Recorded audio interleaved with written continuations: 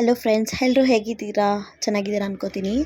Actually ಇವತ್ತು Saturday ಆಗಿರೋದ್ರಿಂದ ನಾನು ಸ್ವಿಗ್ಗಿ ಆನ್ ಮಾಡಿಟ್ಟಿದ್ದೆ, ನೋಡೋಣ ಆರ್ಡರ್ಸ್ ಬರುತ್ತಾ ಅಂತ ಹೇಳ್ಬಿಟ್ಟು. ಬಟ್ ಆನ್ ಮಾಡಿ ಹಾಗೆ ಬಿಟ್ಬಿಟ್ಟಿದ್ದೆ, ನಾನು ನೋಡಿಲ್ಲ.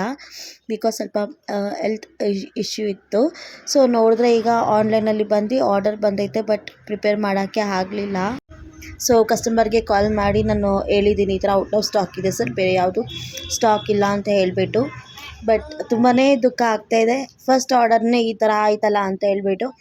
ಇಟ್ಸ್ ಓಕೆ, ಪ್ರತಿಯೊಂದು ಆಗುತ್ತೆ, ಏನೂ ಮಾಡೋಕ್ಕಾಗಲ್ಲ. ಈ ಥರ ಎಲ್ಲ ಅಪ್ಸ್ ಆ್ಯಂಡ್ ಡೌನ್ಸ್ ಬಂದೇ ಬರುತ್ತೆ. ಬಟ್ ಎಲ್ಲದಕ್ಕೂ ಪಾಸಿಟಿವ್ ಆಗಿ ತೊಗೊಂಡ್ರೆ ಜೀವನ ಆರಾಮಾಗಿ ನಡೆಯುತ್ತೆ.